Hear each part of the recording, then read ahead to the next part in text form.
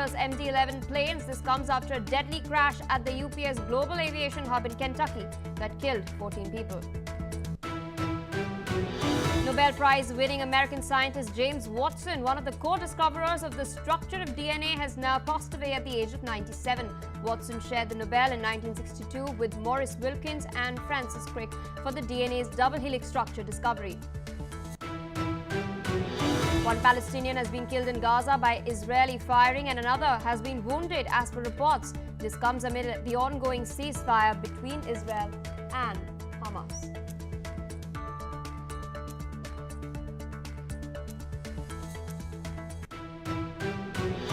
Well, viewers, those are the headlines, and our top focus. U.S. Supreme Court provisionally has allowed the Trump administration to withhold about $4 billion in supplemental nutrition assistance program, or the SNAP payments, that a federal judge had ordered. Justice Ketanji Brown Jackson has issued the temporary stay to allow the Boston-based First U.S. Circuit Court of Appeals to review the government's application in full. The stay blocks an order by Rhode Island U.S. District Judge John McConnell requiring full payments to states. The administration has stated that due to the ongoing government shutdown, there are only enough funds to provide partial benefits this particular month. It had previously agreed to issue $5 billion from a SNAP contingency fund, but objected to using an additional $4 billion from Section 32 child nutrition funds, arguing that the court had no authority to mandate it. Nearly 42 million Americans rely on the SNAP benefits, making this the very first lapse in benefits during the program's 61-year history. Some recipients have in fact reported going without meals or relying on minimal food supplies. With us on the broadcast is Mr. Matthew Wadham, American journalist, joining us from Washington, D.C. Thank you so much for taking our time and speaking to us.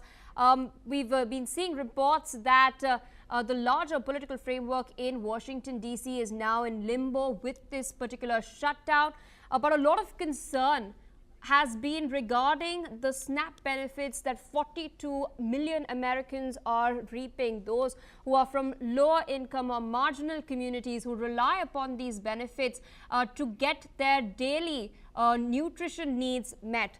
With this particular ruling, what sort of impact will it have upon these people as well on the ground? Have you been speaking to those who have been impacted by this, and if you have, what are their primary concerns? I have not, I regret, been speaking to people impacted who have been affected by this. My work normally concerns speaking to lawyers and other people in the court system. So I don't, in terms of what's going on, with the man on the street or there's people on the ground, I have to rely on reports from other people. But I know that some people are going without because the food stamp program, also known as SNAP, Supplemental Nutritional Assistance Program, I think SNAP stands for, has run out of money, and there's been fast-moving litigation in the last couple of days. The federal district judge in Rhode Island ordered the government to pay to cover full benefits for the month of November, approximately $9 billion, I think it was, and said there's no excuse for them not to act. Then the government immediately appealed to the U.S. Court of Appeals for the First Circuit in Boston, which a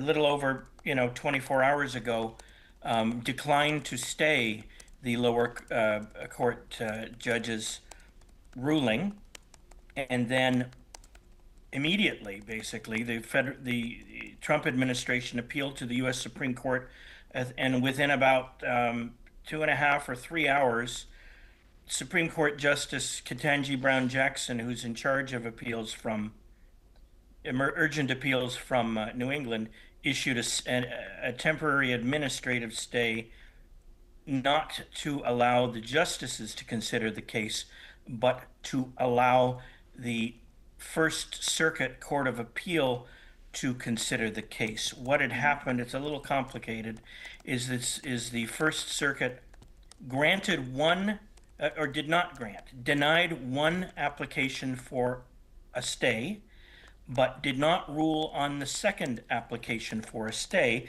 but promised to do so quickly. So what Ketanji Brown Jackson of the U.S. Supreme Court did is she put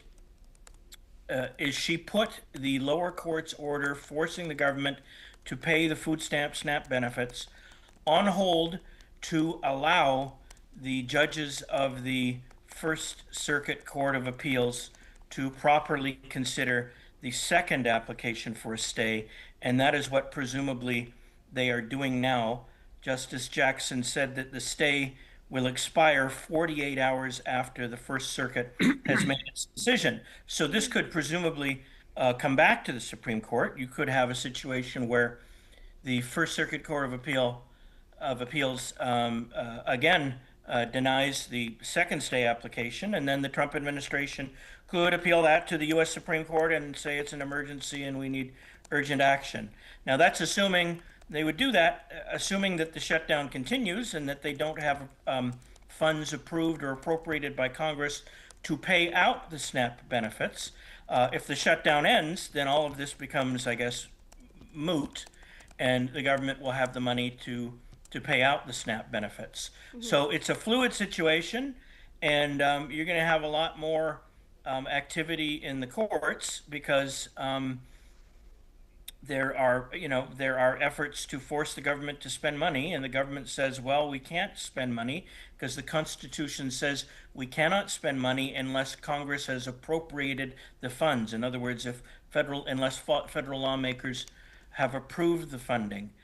So you're going to see a lot more of this, presumably in coming days, especially as the shutdown drags on. It doesn't seem to be on the verge of ending right now. And as the shutdown continues, people are getting increasingly upset and pointing fingers at whether it's Republicans or Democrats, blaming them for the shutdown. So legal reporters like me are going to be very busy. Absolutely. With that, I would like to thank you, sir, for taking out your time and, of course, explaining what's happening on the ground as far as the legal arena and the legal showdown is concerned. With that, viewers, we're shifting focus to more news coming in as far as the shutdown is concerned. We're now learning that more than 700 flights across the United States have been cancelled as the Federal Aviation Administration continues limiting flight capacity at 40 major U.S. airports amidst the shutdown. According to Transportation Secretary Sean Duffy, if the government shutdown continues, more air travel reductions could be on the way. He's also stated that it is possible that the Department of Transportation may ask airlines to cancel more than 10% of their flights if controllers keep calling out in higher numbers. The FAA has also asked private jets to avoid flying at the 40 airports impacted by the flight reductions, although they are currently not prohibited from doing so. The cancellations are the latest and biggest disruption to air travel since the government shutdown began more than a month ago. Of course, it's hit a record number of days at now. 38. With us on the broadcast is Mr. David K. Johnson, American author, joining us from New York. Thank you so much for taking our time and speaking to us. There have been reports that some of the air traffic control staff have now been working without pay. People have also pointed to the incidents that if this continues, many of the workers will themselves start calling in sick in order to avoid coming into work, of course, looking out for their own interests in the long run. Keeping this in mind, how dangerous is it if these not just flight cancellations, but the fact that the ATC staff is not taken care of, they're not able to come and do their work properly because this burden of not being paid is on their minds? Well, not paying the air traffic controllers is going to lead to many of them calling in sick because they've got to go find some other means to make a living. But there's actually a solution to this problem, and that is bring in military air traffic controllers to work civilian airports. This has been done in the past. It's not being done because part of the Trump administration's goal here is to punish those who in any way oppose its policies and to demonstrate that it has absolute authority and you will do as you're told by Donald Trump. So the solution here, bring in military controllers, is not even considered. And it's significant that It is general aviation, where you go and buy a ticket on a commercial airliner, that is being asked to cut by 10%. And they're only asking private jet owners to not fly into the 40 affected airports. That's another sign of Donald Trump's government, of, by, and for the billionaires against everyone else. Indeed, I request you to stay on with us. We're tracking some rather interesting statistics as well as the shutdown continues. We're now learning that US President Donald Trump has marked the anniversary of his 2024 election win this week, although his approval ratings are sliding across major national polls. At an event in Miami, Trump had praised his administration's progress as the best in 9 months of any president. However, some recent surveys have come to light suggesting growing voter dissatisfaction that is taking place amongst US citizens. Now, according to an agency poll, Trump's approval ratings are at 37%, which are his lowest of the term. This comes amid the record-long government shutdown and renewed concerns over the economy and cost of living as well. Now, according to some analysts, the latest results show Democrats gaining momentum ahead of next year's midterms. Still with us on the broadcast is Mr. David K. Johnson. Interesting reports coming in, interesting surveys coming in. Of course, the survey data depends on those who are sampled, those who are questioned, whether they are from the urban areas that tend to lean towards the Democrats, or whether they're from the rural areas that tend to lean Republican or not.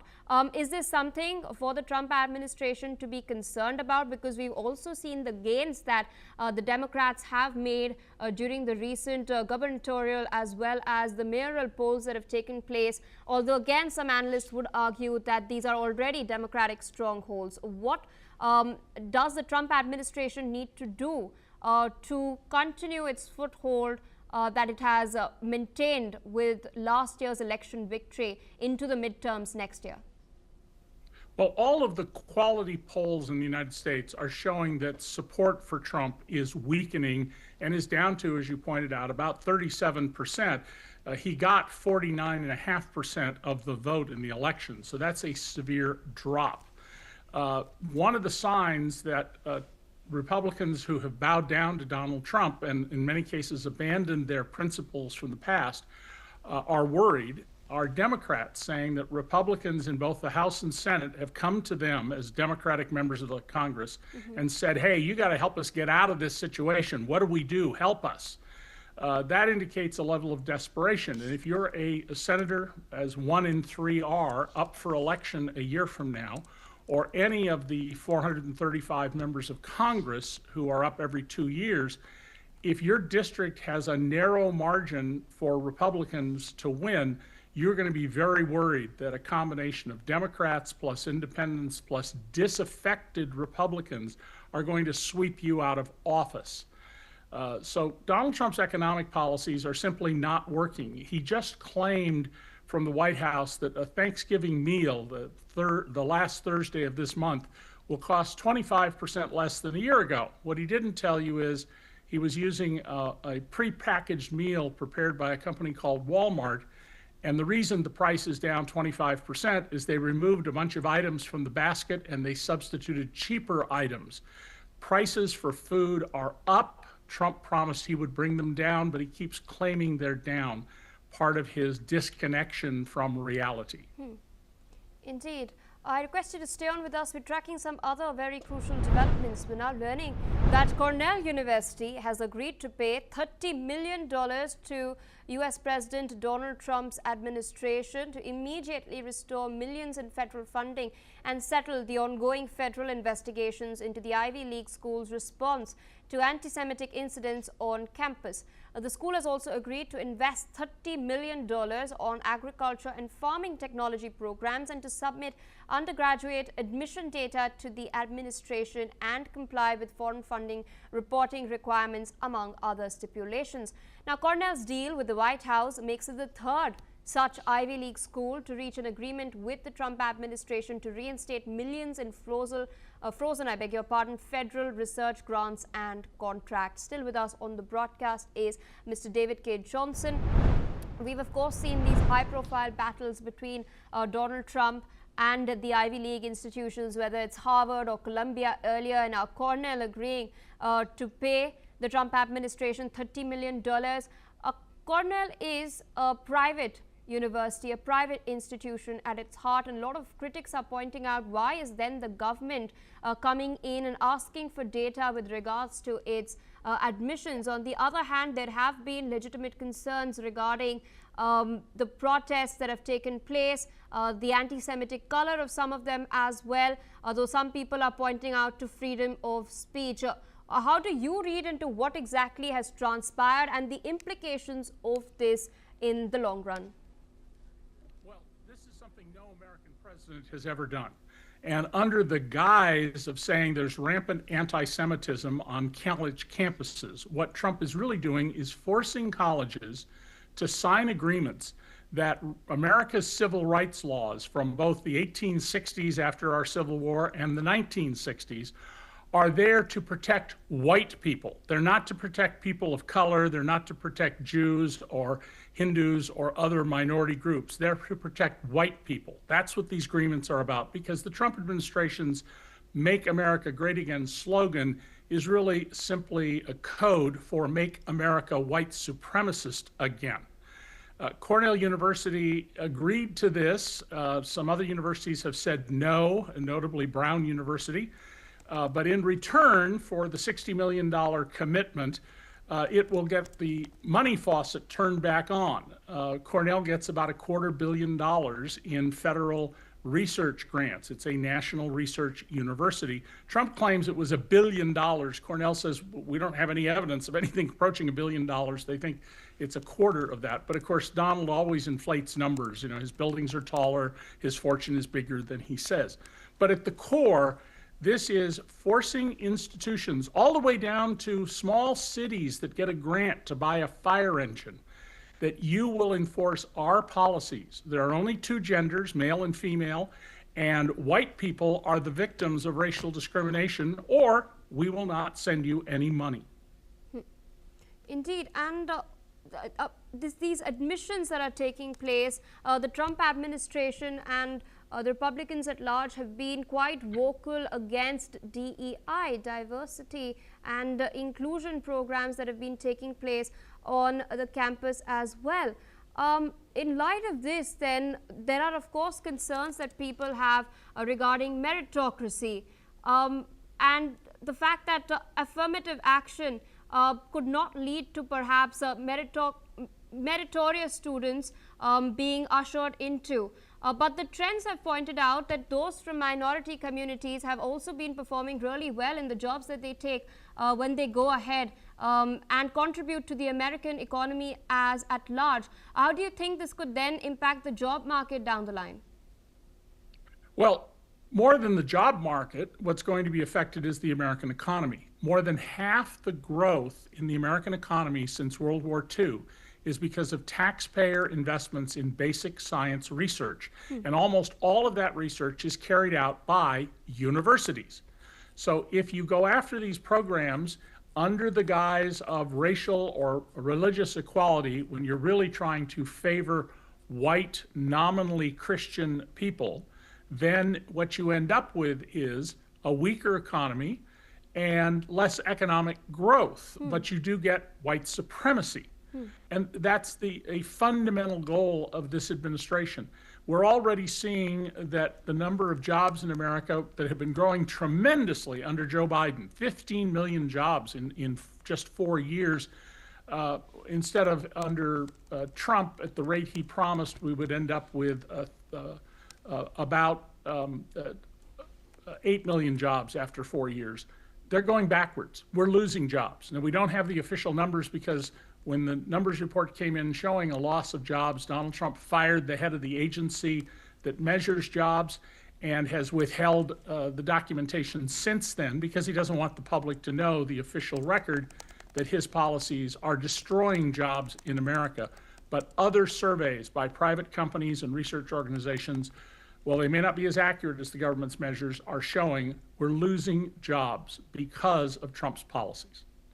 All right, so with that, I would like to thank you for taking out time and speaking to us. Of course, there's been a concern regarding the double whammy that the Americans could face down the line as Trump's tariff policies are resulting in price hikes for consumer products, and the government shutdown could trigger recession. In the midst of this, of course, concerns regarding the impact on the economy at large prevail as well. Shifting focus to news coming in from Kansas. The mayor of Coldwater in Kansas, Joe Ceballos, has now been charged with voting illegally just a day after winning re-election. Kansas Attorney General Chris Kobach has stated that Ceballos is not a U.S. citizen and illegally cast votes in multiple elections. He faces 3 counts of voting without qualification and 3 counts of election perjury for polls in 2022, 2023 and 2024. Kobach states that these actions violate the trust of his constituents and underscores the importance of honesty in public office. Ceballos is a legal permanent resident and could face more than 5 years in prison and a $200,000 fine if he is convicted. The City Council says that it is working with state authorities to ensure transparency and due process throughout the investigation. Now, prior to becoming mayor in 2021, Ceballos served 2 terms on the City Council, gaining years of local experience. His next court date is set for the 3rd of December, and he has not responded to any requests for comments. Meanwhile, Donald Trump has pardoned New York baseball legend and former Celebrity Apprentice cast member Darryl Strawberry, who was convicted of tax evasion and was among several people pardoned this week. Strawberry had played for the Mets from 1984 to 1990, including their 1986 World Series victory. He's also played for the Yankees from 95 to 99, adding 2 more World Series titles. Strawberry had also struggled with drug and alcohol abuse and pleaded guilty to 1 count of tax evasion in 1995 and paid back taxes.